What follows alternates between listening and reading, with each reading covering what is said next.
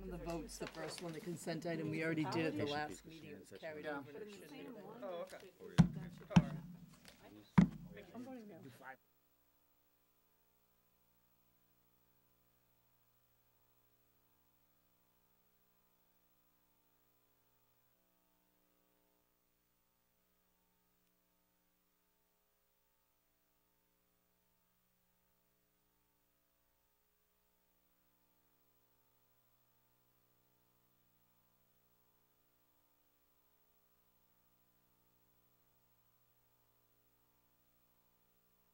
Oh, okay. The late fees on the finance.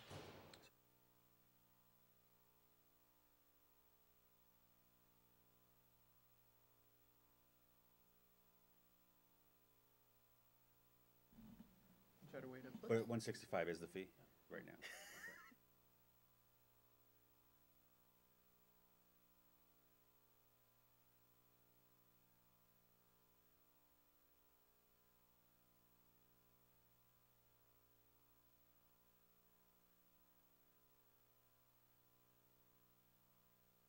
What's that? They'll be right here. Okay. Is Dave's all set in there, right?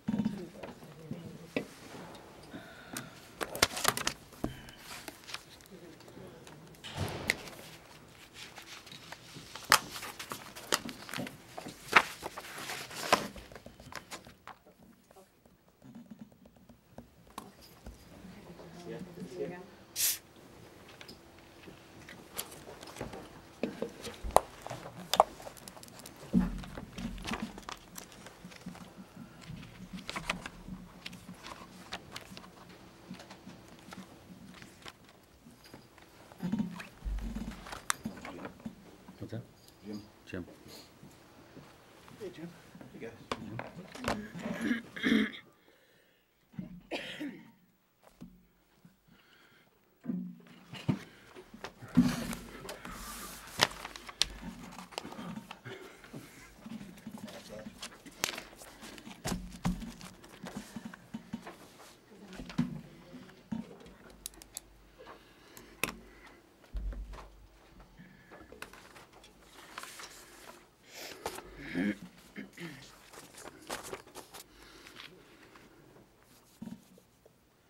I'm gonna go ahead and start because the pledge and they can get set up by the time they get down there.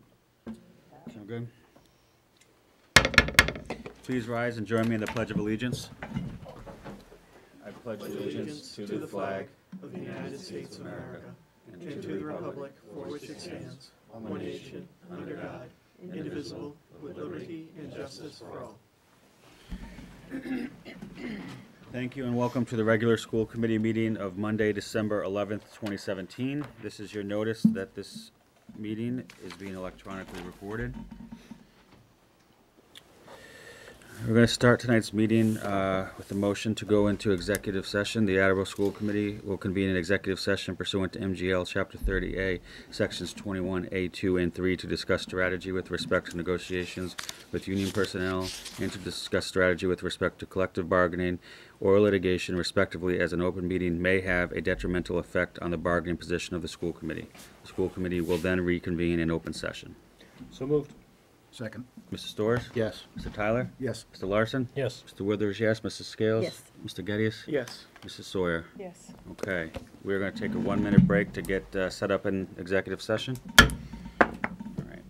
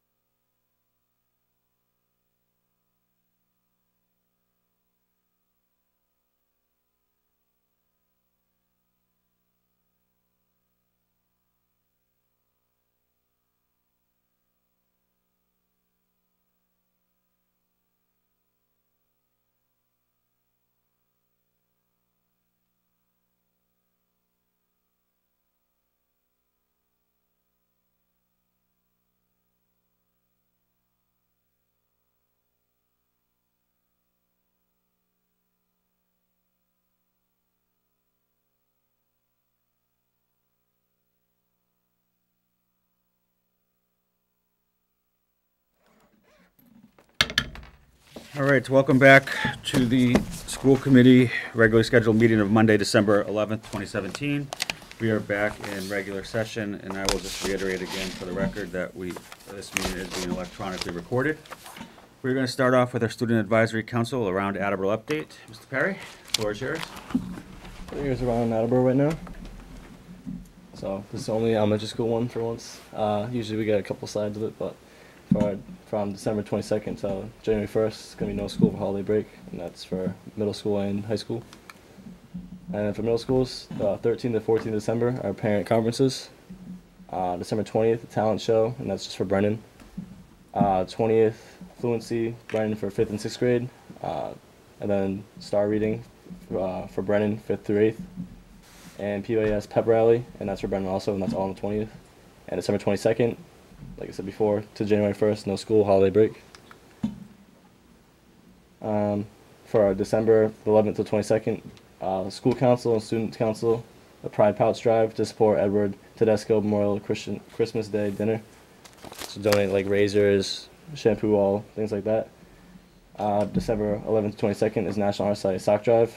So throughout the school, like throughout those days, you can donate some socks. And also the first basketball games for girls and guys, you bring 3 pairs of socks and you get them for free. December 14th is the winter concert. December 22nd is January 1st. December 22nd is January 1st, no school, holiday break. And Christmas Day, December 25th, Edward Tedesco Memorial Christmas Day dinner. And community engagement. So for SAC, this is more SAC involved. So we're supporting seniors to vote for new school. And we're doing this through like new social media. So we have a new Twitter, and that's at Attleboro SAC, and a new Instagram at Attleboro SAC. And for the update, so we're doing we're with the AHS campaign. So we've been doing, the past couple weekends, we've been doing door-to-door canvassing, phone calls to Attleboro community, and we're doing student written letters to newspaper describing experience at AHS, and we're still working on the letters, and recycling competition this week. And that's the end of our around APS. Thank you, Mr. Perry. Moving on to our business agenda. Item number 1, report of the superintendent, Mr. Sawyer. Mr. Tato, if you want to join him. Thank you, Chairman.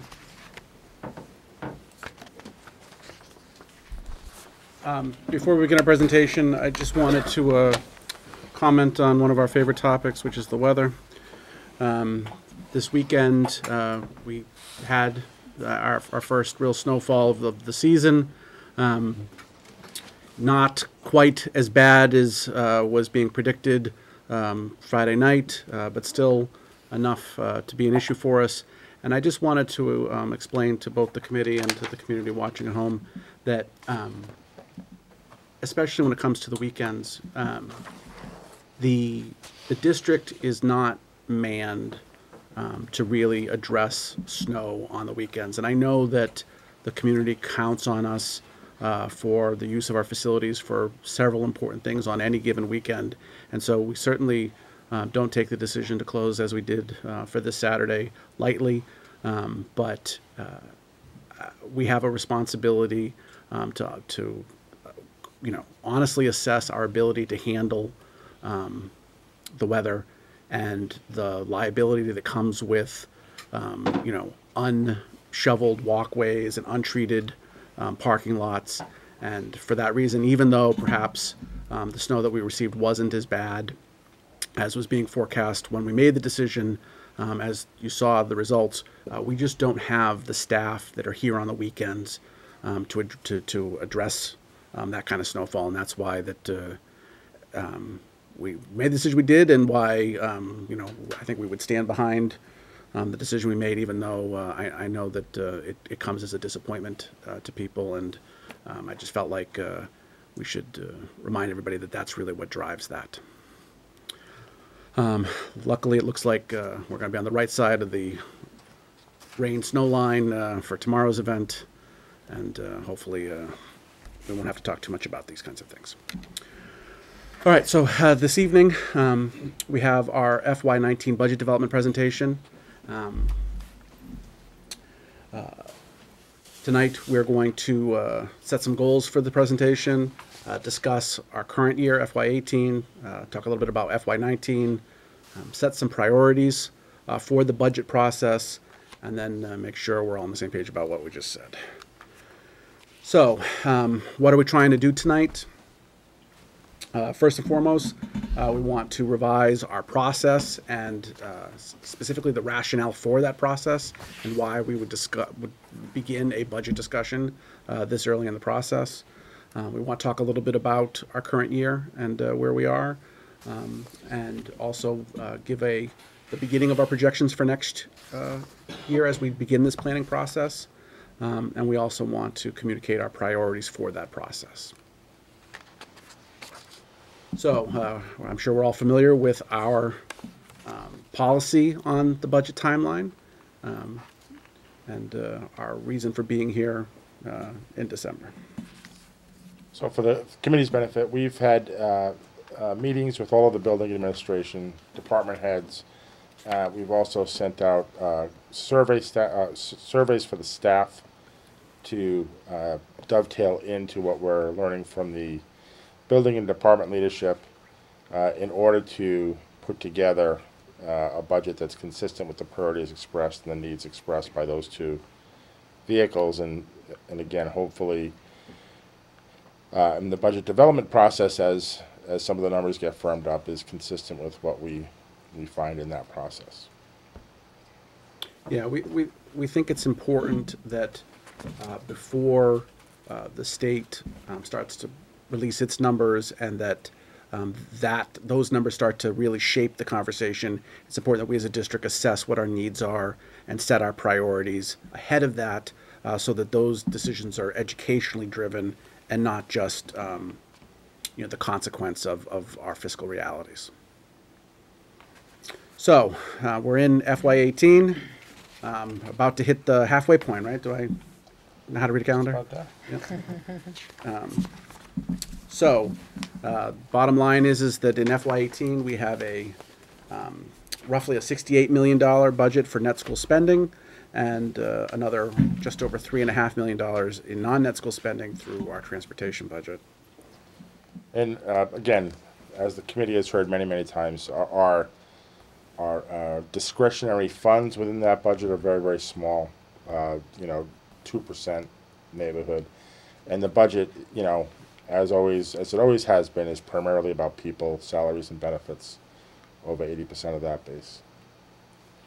It's important to note that FY18, that $68 million figure, is less than 2% of an increase over FY17. In fact, it's exactly 1.5. 1.5%. All right, so that number represented a 1.5% increase over FY17. And that's a significant factor that we're going to come back to. So if you remember, when we sat in this very room 12 months ago, in planning for FY18, we set some goals for that process.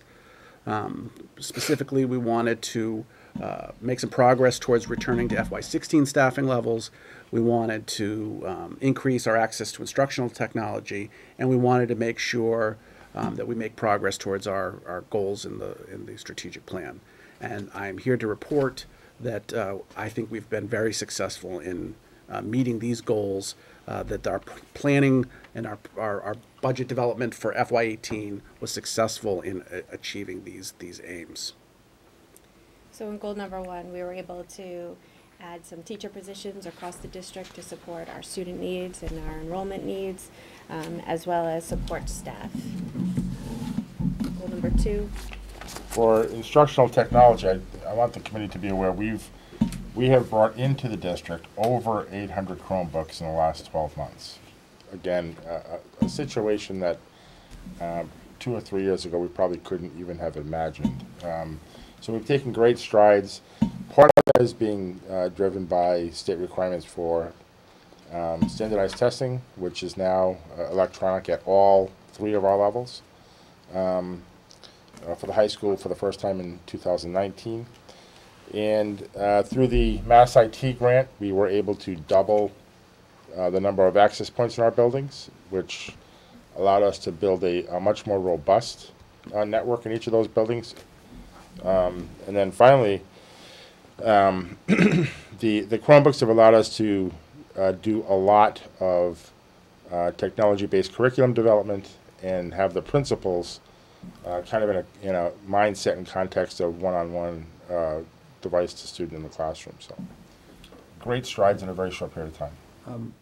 Of the over 800 Chromebooks, does that include donations, like from PTOs and the Blue Pride? No, those would be on top of that. Oh, great. Yeah. Even better.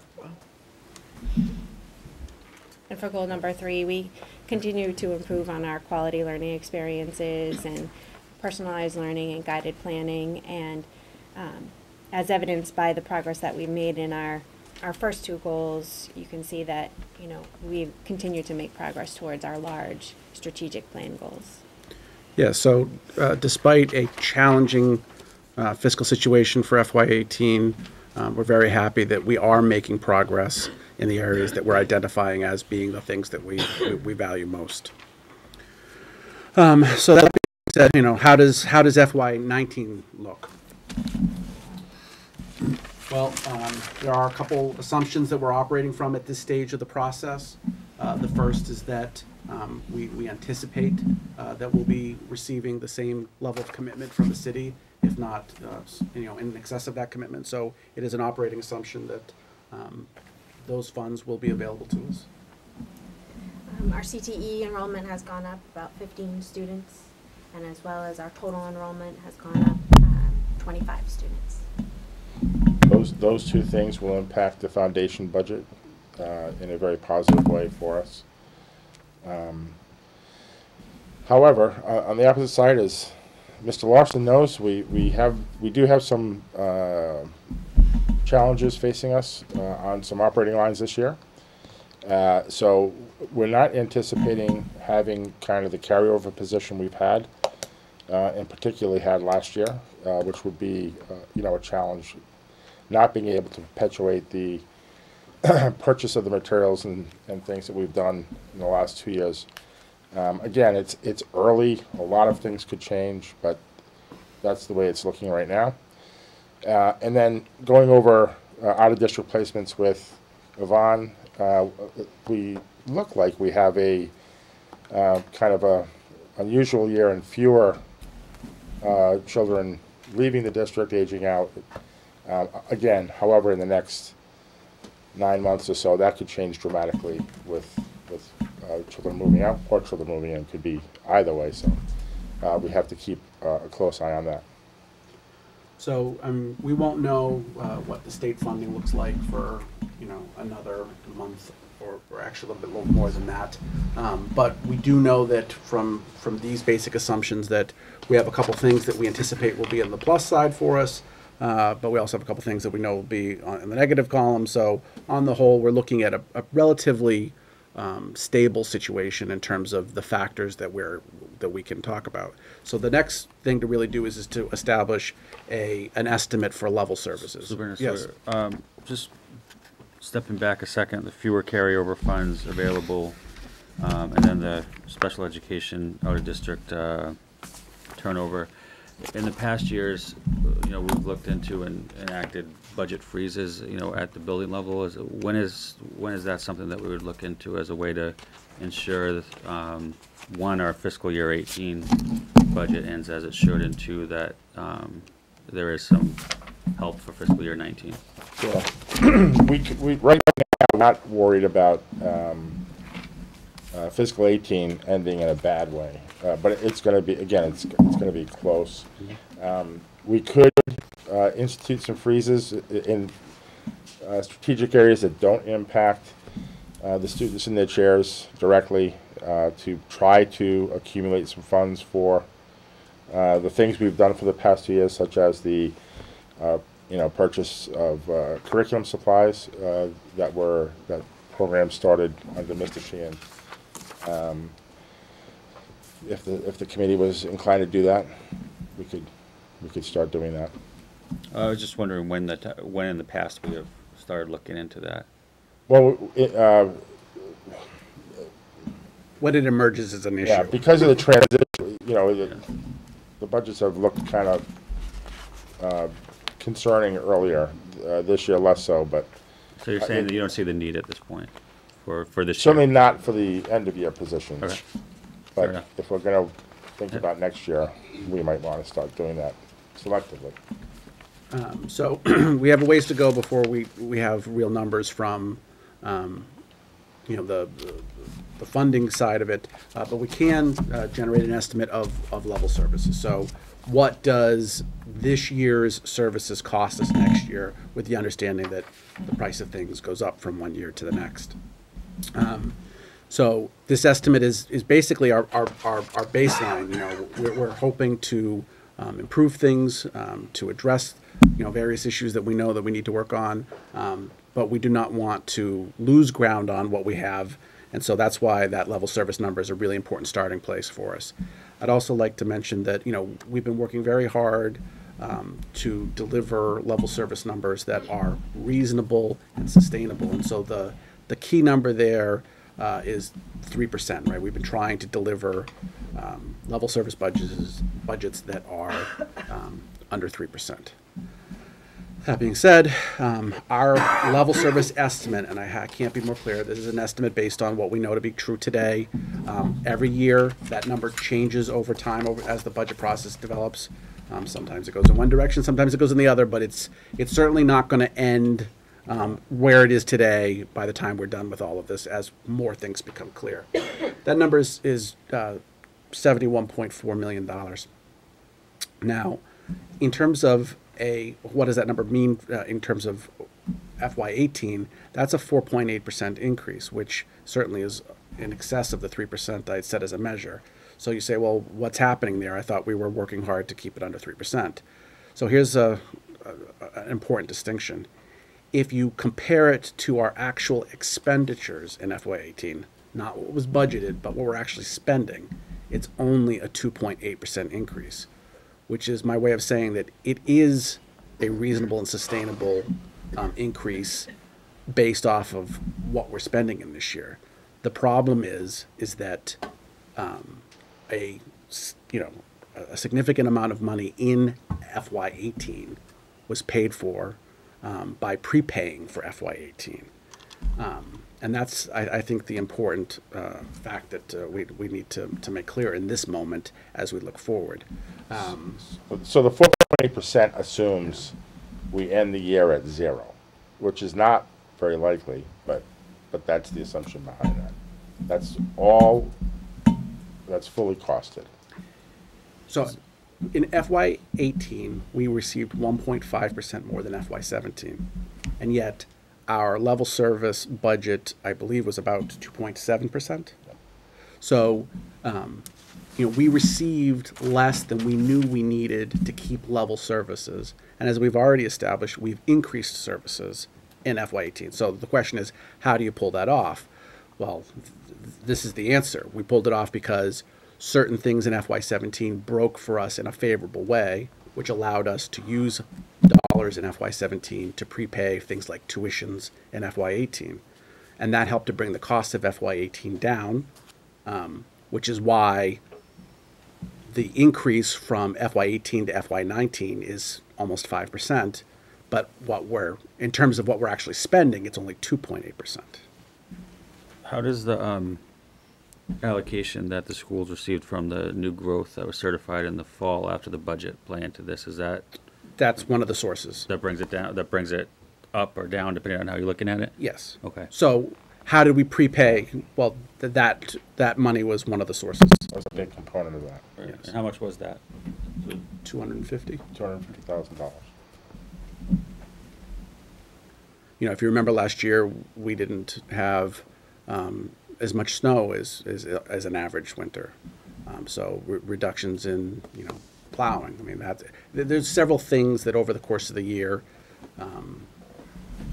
went in our favor, and by prepaying for the year, that's how we paid for a level service of 2.7% with only 1.5. But now that adds to the base, which is the challenge that we have moving forward. And so my message to you, and it's December, I can't be more clear that we have a long way to go and a lot of variables yet to be determined.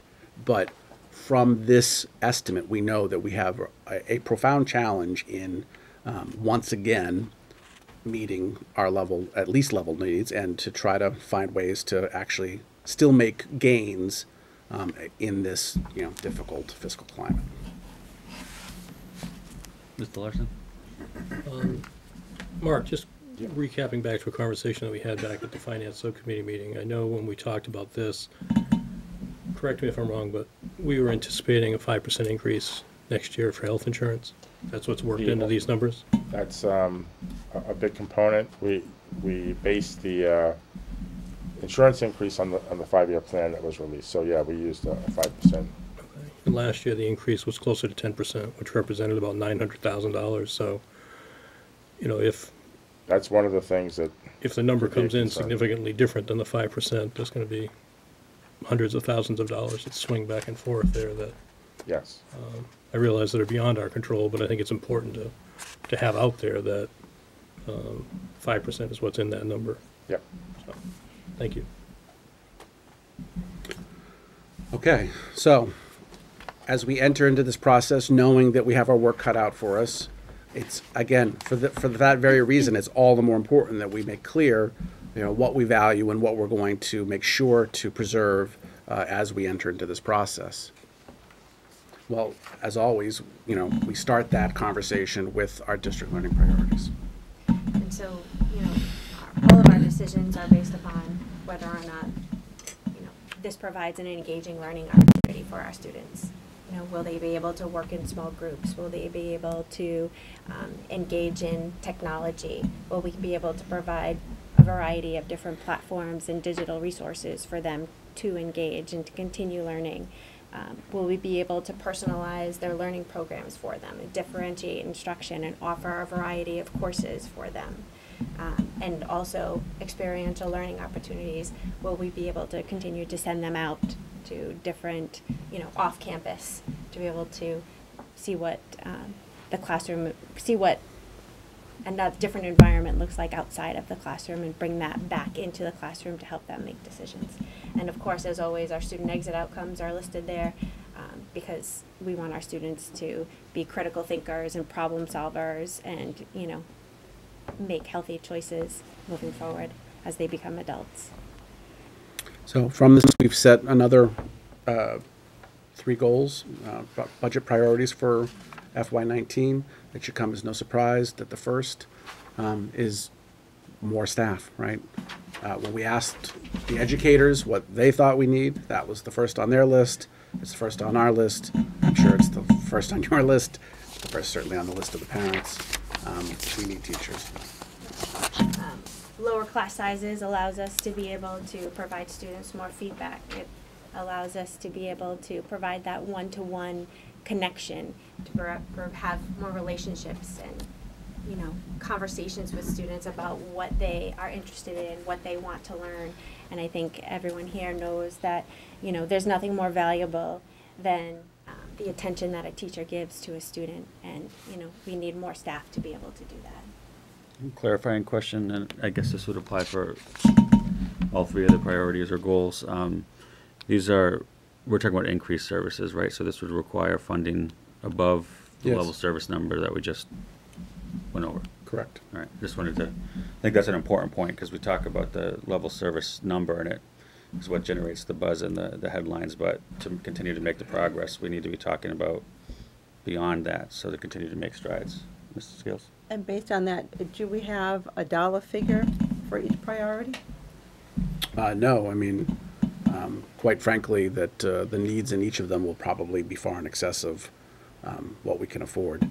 But the point here is that by making decisions, one, by advocating for increased funding, we can bring in money for these things, but also by making decisions internally, hopefully we can realign our resources to provide some of these things without actual extra dollars, as we've been doing for the last couple of years.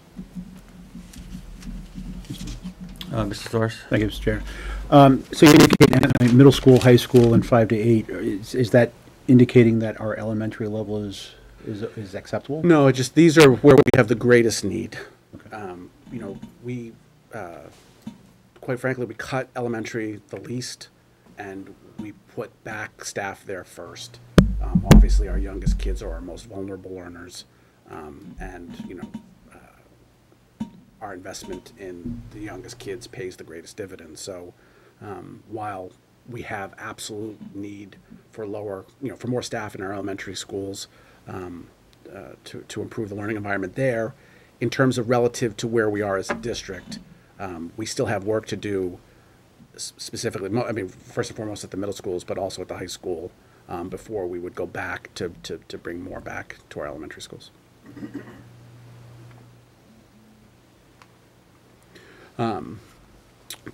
Priority 2, you've already heard me talk about it.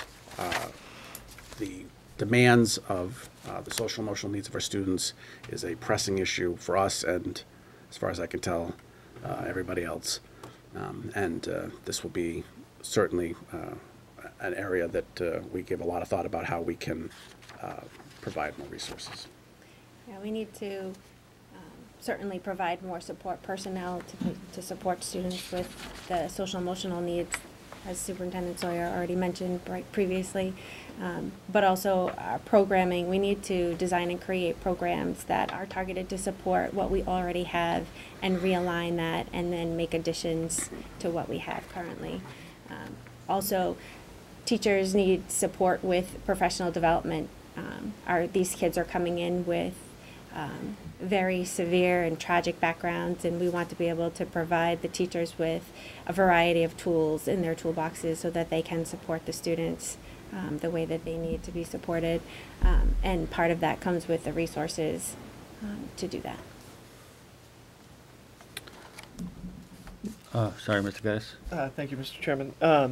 If you could almost sub-prioritize these, because Mr. Sawyer, I know you've spoken a number of times about the need for additional staff at the middle school level for support services, but you also just spoke to the elementary population being a priority in terms of staffing. So knowing that this is a general priority, kind of after that general priority, is there a specific level that you would say is a higher priority, or just as many as we can get everywhere? Yeah, I mean, it's a pretty widespread need. Certainly, just like we started with our investment in the elementary schools with the classroom teachers, I would probably say that that's our top need in terms of our social emotional resources as well, right? If we can address concerns at a young age, that really goes the greatest distance rather than trying to address, damage that has not been addressed. All right, so we've made great strides, but it should come as no surprise that, once again, technology is one of our priorities. We are really trying to transform the learning environment of the Attleboro Public Schools to bring us into the 21st century.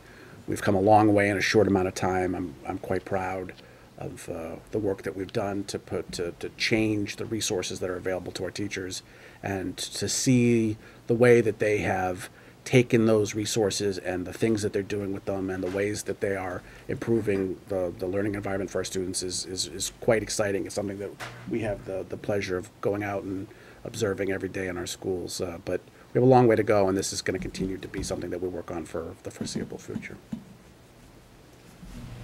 So specifically with the Chromebooks, as I said, we're going to try to get the high school set up for the testing period in FY19 in the spring, which is now mandatory to be done over electronically rather than paper.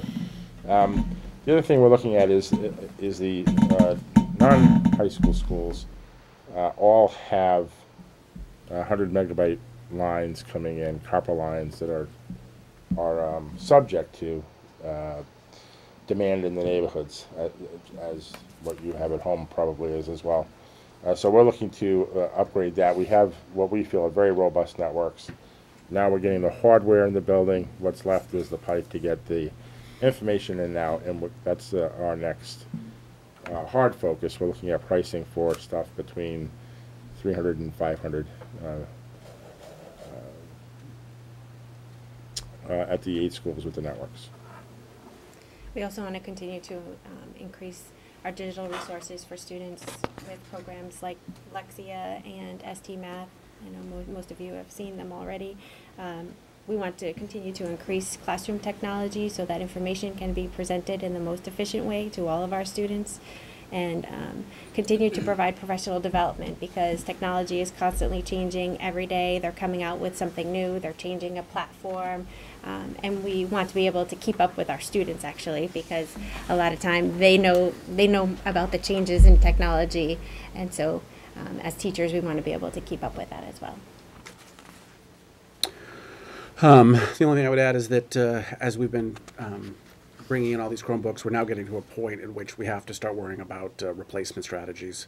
Bringing them in was one job, and now we've got to worry about replacing the ones as they phase out. Those, as we all know, technology these days is not meant to last for too long, and so that's sort of the next stage that we're gonna shift into. All right, so in review, this is in many ways the halfway point in the budget process. All the work that goes into setting our priorities and understanding what our needs are has led up to this moment, and now we really begin in the development of the actual budget, which goes from here till June, and this is the first beginnings of that conversation. FY18 has been was challenging in its own way. We believe that we were able to deliver a very reasonable level service budget of under 3%. Unfortunately, funding was not able to meet those needs, so we creatively found ways to make it work so that we did not have to slash services. The problem is that now we got to pay for that too, and that sort of sets the stage for the challenge that we have in developing our FY19 budget. We look forward to hearing the governor's budget. It usually comes at the end of January. From that, we really get serious about our budget proposal, which we bring to you in March, and then you take it from there in April for sending it off to the city. So that's the process and our next steps. When did the House and Senate release their revisions? Because I know it usually changes a bit from the governor. It varies, and it's often, not till April, and sometimes as late as June as it gets settled. Mm-hmm. The House does its budget the last week of April. The Senate does their budget in late May, and then the House and Senate come together as a conference committee throughout the month of June, and then we vote on it at the end of the month of June. The House and Senate will vote on it back to back, and then the governor's vetoes come through, and then we vote to override the vetoes at the end of July. Thank you. The vetoes can be very tricky, but we usually get pretty solid indications on the House and Senate numbers in April. Thank you. Mr. Tyler, do you have a question? Yes, thank you, Mr. Chairman. Is there any major grants or any other additional funding sources that are set to expire at the end of this year that we should be know of? Set to expire? No, we don't anticipate grants expiring. We worry a little bit about grants being cut from federal policy, but we don't expect to be losing anything. Okay, because sometimes that kind of confuses when you're talking about a level service, and then people don't realize that a grant may be expiring or whatever, that the school now has to come up with those additional resources to maintain those programs. So right, and almost always the grants don't grow with the cost basis for what they're supporting, so they don't accommodate teacher raises or support staff raises or increases in pricing for supplies, and so those things typically, for the grant perspective, you get very similar funding from year to year, which means more of that cost has to be brought onto the operating budget. We just call that migration. Some years it's modest, and some years it's not modest. okay, I think my last thing too is, technology is huge in the schools, but has there ever been any type of cost analysis, and we're investing all this money in technology, what is it replacing? So we spent a lot of money towards textbooks years ago, towards X, Y, and Z. Has there ever been any kind of analysis done on that? I mean, if we're spending $500,000, then there has to be not only the benefit to the student having that, the new technology, but something that we used to buy we don't need anymore? Sure. We certainly see textbook spending going down. What's been a little bit of a challenge is the supplies have gone up. So that's both from a cost perspective and from teachers having more tools now, and therefore wanting more support for those tools to actually be teaching in the classroom. So there's been a little bit of kind of a net zero effect there as the textbook numbers keep going down, the supply numbers keep going up. But at some point, I think you're exactly right. Some of the the superintendent has directed, and we're working hard at reducing paper. We still do a lot of consumables, and I think you'll see that go down pretty dramatically, starting very soon, and that will be a big number. We do 8 million, 9 million copies a year as a district. That number might be cut in half. That would be some significant dollars. Thank you. Any other questions or comments? Thank you. Thank you very much. Next on the agenda is MSBA AHS project update. And Superintendent Sawyer, let me know if I forget or miss anything. We had an SBC meeting last Wednesday. There was an article in the paper. The SBC did vote to submit the schematic design to the MSBA for their February board meeting. So it should be submitted, I believe it actually gets submitted January 3rd or beginning of January, and then it gets voted on by the MSBA in February. One thing that was discussed is that the date of the election that had been talked about for the past month or so of March 6th, we learned and talked about will probably need to be pushed back, will need to be pushed back. The city and the state had been working to refine the split of what the state would pay and what the city would pay of the project, and has made significant progress, but there are still 3 items that they haven't reached an agreement on. The state asked us to go ahead and submit, and then at the state MSBA budget review board meeting, and before that February meeting, we'll discuss those 3 final items and get a final number. And then once we have a final number, the city can send that down to the city council to set a date for the election. But since we don't know what that exact number that the city will have to be paying for, the city didn't feel it could send it down to the council to set a date. So it looks like it'll probably be pushed back. We don't know how long, but a month or so, I would imagine. But we'll provide updates as we go forward. The SBC did say that they're, and Skanska did say they've made significant progress with the MSBA in their discussions. So they're hopeful they'll make more of those final 3 items. Anything else that I missed? No, that's There's it. a short a short SBC meeting Wednesday night to approve the minutes from the last meeting. And then we also have a meeting here for the Facilities and Infrastructure Subcommittee that is in conjunction with a tour of the high school. It's been well publicized where Mr. Parento and Mr. Furtado will lead people around the high school, pointing out the key systems and items that we've been talking about in public and that have been in the paper. And we'll give people an opportunity to see the building, see the problems that we're facing, and then at the end ask questions and hopefully have their questions answered. Geddes? Also, next Monday at Attleboro Public Library, there will be a presentation from you and Mr. Sawyer about the project. So for anyone that can't be here, next Wednesday. Next Wednesday or Monday? I'm sorry. For anyone that can't be here this Wednesday, they can come next Monday, December 18th, 7 p.m., Attleboro Public Library. Mr. Tyler? Yes, thank you, Mr. Chairman. Unfortunately, I wasn't able to make that last meeting, but I know that one time they were talking about adjusting the per square footage rate. Was there any more discussion on that from the state? No? No, the per square footage rate, no. So it's just the eligibility things then? Yeah, some items that whether or not the state's going to reimburse or up to how much they'll reimburse. Thank you. Any other questions? And that concludes the AHS project update for this meeting. Moving on, Motion to approve the minutes from our November 27th, 2017 meeting. So moved. Second. Any discussion? All those in favor? Aye. Motion passes. Consent items, consent agenda, excuse me. Motion to approve a donation in the amount of $500 from the College Board's AP program to the Attleboro High School gifts donation line. So moved. Second.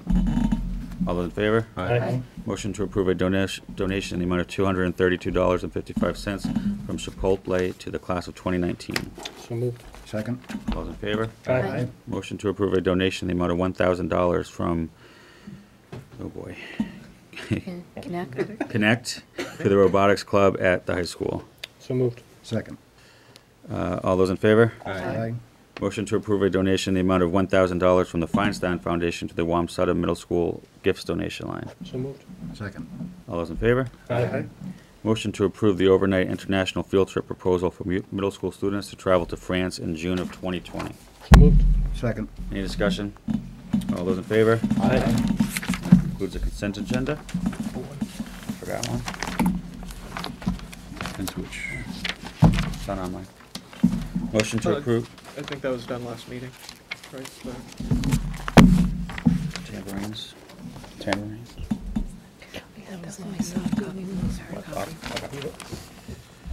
All right, so that concludes the consent agenda. Moving forward to our subcommittee reports.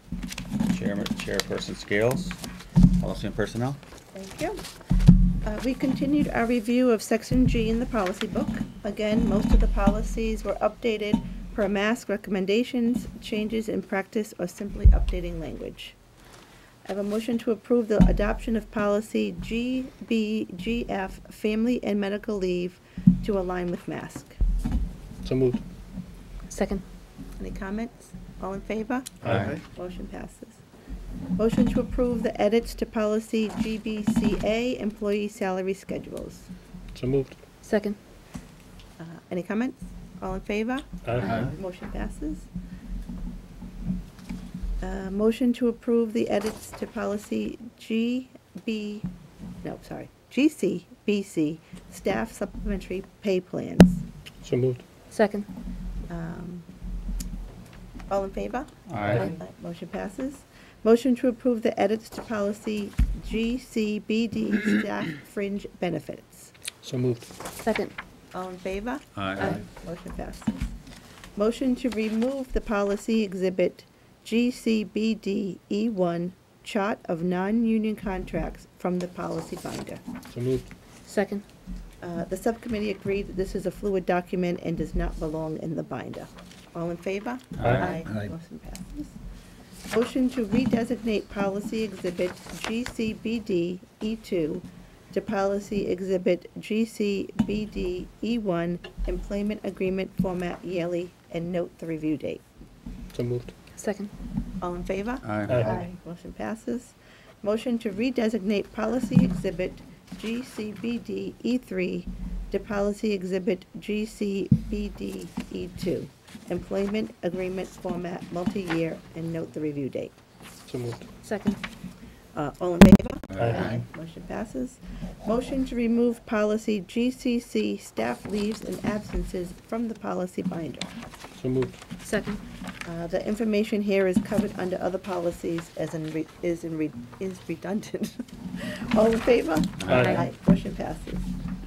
Motion to remove policy exhibit GCC E1, rights under Family and Medical Leave Act, FMLA 1993, from the policy binder. So moved. Second. All in favor? Aye.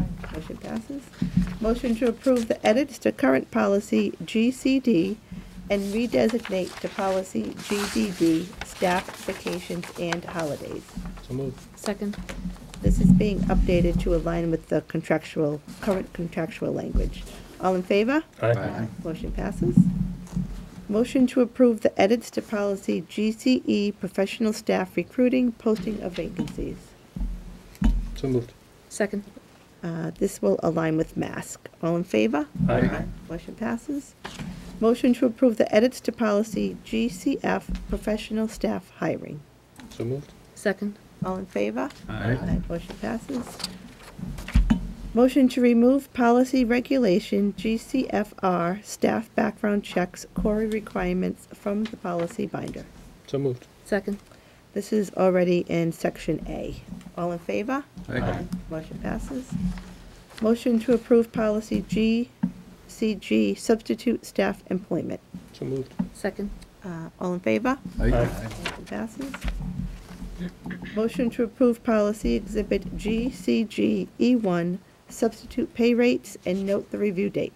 So moved. Second. All in favor? Aye. Motion passes. Motion to approve the edits to policy GCJ professional teacher status and note the review date. So moved. Second. All in favor? Aye. Motion passes. Motion to approve policy GCQF, suspension and dismissal of professional staff members to align with mask. So moved. Second. All in favor? Aye. Motion passes. Motion to approve the adoption of policy GDQD, suspension and dismissal of support staff members to align with mask. So moved. Second. All in favor? Aye. Motion passes. Next, the administration brought back the home education policy with some suggested edits requested by the subcommittee. A motion to approve the edits to the policy IHBG homeschooling. So moved. Second. Any comments? All in favor? Aye. Motion passes. Motion to approve policy exhibit IHBG E1 home education application procedure and note the review date. So moved. Second. All in favor? Aye. Motion passes.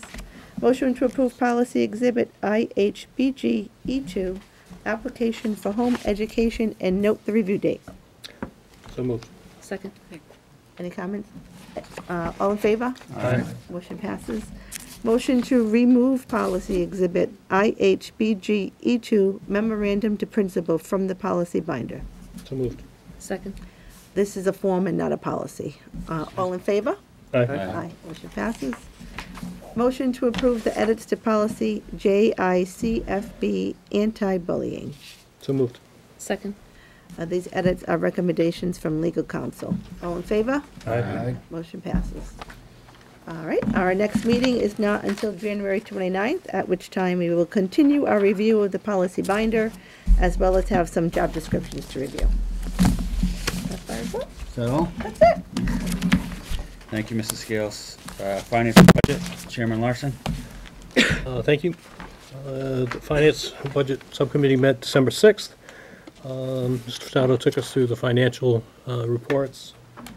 The year is continuing to progress reasonably well. It's going to be a tight finish. It's not quite as good as we've had in the past, but at this time there's no action from that point of view to be brought forward. There were two motions that we approved at the subcommittee to bring forward to the full committee. The first one is a motion to change the FY19 $165 for transportation if applied for before a date to be determined. And if they apply, basically what it's going to be is applying late, the fee would be $200. And this is for the fee for transportation. So I'd like to bring that forward. So moved. Second? All right. Discussion? Mrs. Scales? I'm going to be voting no on this. Mhm. I have some reservations. I'm not really convinced that the district has done all it can to notify parents of the registration deadline in the periods that exist, and I'm not convinced that an increase in a late fee will actually push parents to register earlier. Johnson? I have to echo what Ms. Scales said. I have some reservations that it's not necessarily a big ask, the dollar amount, but I don't think that we've had a big culture change with the pay, how we are asking people to pay for busing. I don't think that we have a good track record so far of reaching out with communicating about this new culture change. Until I see that we have a better track record in our communication, I don't think this is the right way to go with the late fee. Mr. Gaddis? Mr. Furtado, during the subcommittee meeting, you talked about the new transportation staff has a communication plan in place that's different from previous years. Can you give those details? Sure. Excuse me. The staff is going to be putting flyers in the schools. They've actually even bought the holders. So in the main office area, there'll be a notification, paper notification for parents who come into the building regarding fee-for-service registration for transportation. They are going to be holding, which has not been done before either, hours at night to allow for more convenient registration for fee-for-service. And they are all starting this process earlier. And this is going to be in addition to the communications on the principal's part, newsletters home that they do weekly, as well as email communication. That all will be happening in a broader window and earlier than we have done in the past. Follow-up? And yeah, two follow-ups. It references a date to be determined. Do we have any idea exactly? Well, we're referencing a date to be determined, but we also say June 29th. So is June 29th just this year's date? It's Yes. fluid year to year. That's why And the date will be very close to that. Then we're not trying to change that. And to the point that Ms. Scales and Ms. Johnson just made, that communication hasn't been great. So as a result, we do have a lot of families that have been registering late in the past. Can you give us an estimate as to what percentage of families have registered late most recently? And we get about somewhere between 400 and 500 late registrations. We've done that for the past 2 years. On a base of about 2,000, 2,200. So a quarter of our registrations come in after the deadline. And how close to the start of school would you say that some of those happen? That rush, again, comes in more toward the end of August. Again, the deadline has typically been at the end of July. So, and at that point, they start routing the buses, which are due in the middle of August. And then that rush comes in, unfortunately, after that. We have established by policy a frozen period for registrations, which is even more frustrating for parents. So we're trying to do everything we can to get them in. And then through the middle of September, early October-ish, that window, mid-August to first week in October is difficult. Thank you. Part of the whole process behind this is to try to get people more engaged earlier so that when the beginning of school happens, all the services that we're looking to provide to students are all available on day one. As Mr. Stato said, we have a number, and it's in the hundreds, it amazes me, that wait until right before school starts and then get very frustrated that they can't have a bus on the day school starts. And, there's time that people need to do work, get that done, and really we're trying a two-pronged approach. We're really going to work hard on the communication through the principals and social media and other outlets, and then trying to instill upon them that if they wait too long, it could cost them more money, to try to incentivize them to do it earlier.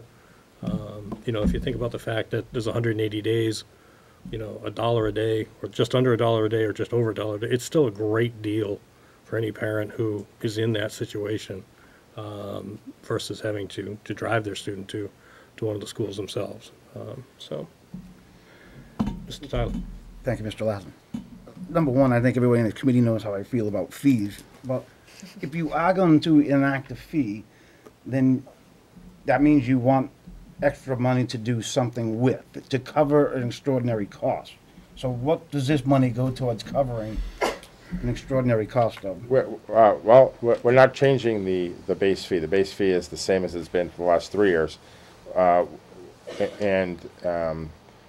We are trying to do a better job to communicate to parents the financial implications of missing the deadline. We actually would prefer that this get enacted and fail miserably and we don't get the revenue. It's not meant to enhance revenue because we have a need. It's meant to try to deliver a stronger message to the community that it's in their best interest and their students' best interest to get in by the deadline to allow us to provide the services that they want. And I can completely understand transportation could always be a headache, and some of them were created, as the two ladies mentioned tonight, on our own part. But I can't agree with saying a late charge if there's not additional workload put on. Yeah, I mean, I know there's an additional workload, but how do we come up with $20? The $20 to say, that we're just charging you extra because we can, or do we come up with a number that it does cover the cost of why we're putting an additional fee in? You understand what I'm saying? If there's 1,000 people and we're doing $20, then we know it's $20,000, additional clerical cost or whatever. It's essentially a $10 increase in the late fee, but we felt the number 200 was more meaningful to people. What do you mean a $10 increase in the late fee? Well, there is a late fee now in place of $25. Right. So what we're doing is we're going to move that to $35. $35. And again, the real push behind this is we don't want to have to charge anybody anything extra. We would really like to have everybody registered by the end of June or the first part of July so that all of the work that has to go into the routes and then the rest of it can all be there ready for the students on day one of school. And To answer Mr. Tyler's question, there is a cost when there's too many people who are registering late. It creates such a backlog in the transportation office that this September we had to hire additional clerical support to process the applications in a timely fashion all at once. For 6 weeks. And that's what I'm getting around to, Superintendent. Yes. So if we had to bring in additional clerical costs, what are those costs? And then the additional late fee should pay for those services. That's whether just, we can't just throw this a number out. And I guess the point we're making is that this is more about trying to be punitive so that people don't do it in the first place. But there is a cost. Whether or not it's comparable, I can't answer that question. Mr. Storrs. I get the idea of trying to hit that 200. It's a visual, but as my colleagues have indicated, I don't feel we did as optimal a job as we could have last year in the communication process. I think we could have started earlier. I think we could have gone through more channels. I definitely feel there's room for improvement. And as some of my colleagues have said, I feel that until we prove that we're doing our proper communication, I don't think we should be looking to increase anything until that point. Now, mind you, if we did get to the point where I think it's proven that we're communicating properly and this still continues to be an issue, then I can totally support this. But for right now, I don't think I could. Okay. Other question? Yes. I want to go with Mr. Storrs. I totally agree with that. I'd rather give parents a discount if they register early than to force an additional late charge. Mm-hmm. I mean, we haven't done a good job in the past years. Okay. All right, so we have a motion, it's been seconded. Is there any other discussion? Just because it's going to take me a second. All in favor? Aye. All opposed? Aye. Aye. All right, motion fails, 2-6. All right, the other motion to be brought forward is a housekeeping issue. Entertain a motion to pay prior year's invoices for the amount of $1862.70. 62 or 82? I'm sorry. 1882.70. $1882.70, I'm sorry. So moved. Second. Any discussion? All in favor? Aye. Opposed? That motion passes. All we have moving forward. Thank you. Thank you, Mr. Larson. That concludes our subcommittee reports. Next, we will have open forum. This is a time when members of the public may address the school committee. Open forum is not a time for committee members to engage in a dialogue with members of the public. Guidelines for open forum are available to you if you would like them. Please know that we are interested in what you have to say, but we cannot respond without background information on your issue. Please come forward and state your name and address if you would like to address the committee at open forum. Excuse me, my name is Mary Ellen Flynn, president of the Paraprofessionals Union. My address is 23 Fox Run Road in Bellingham. Thank you. Dear Mr. Chairman Withers and the members of the Attleboro School Committee, the members of the Attleboro Paraprofessional Association are united for a fair contract. Every day the members of our union come to school ready, willing, and able to care for some of our most vulnerable students in our school system. We help students learn, we make sure they are safe, we encourage them to have fun, we take care of their basic needs, and we develop deep bonds with them. We are an integral part of the lives of our students and the functioning of our classrooms.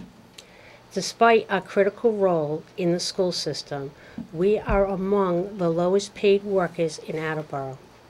We have been working to address these issues in bargaining. During our last session, it was implied that outside of our regular step increases, we were not worth a raise. We were also told that the modest and reasonable raise we had proposed was out of line, and the school committee wouldn't respond to any of our proposal. This is disheartening. We have been working under an expired agreement for months. We come to work each day despite the fact that we don't have an agreement and that we haven't had a raise, and we do our absolute best for our students. We call on the school committee to return to the bargaining table to bargain a fair contract that gives us a fair wage increase and treats us as an important part of the Attleboro public school system. We are dedicated to the students we serve. We want the leadership of the Attleboro Public Schools to be dedicated to our success as well. Also have the signatures of almost all of the paraprofessionals here. You can pass that to Ms. Nelson so she has it for the record. Thank you. Thank you. Thank you. Thank you. Thank you. Okay, motion to adjourn? Second. Oh, wait, actually, is there anyone else who would like to address the committee at open forum? Sorry. All right, I'll close open forum. Motion to adjourn. So moved. Second. All in favor? Aye.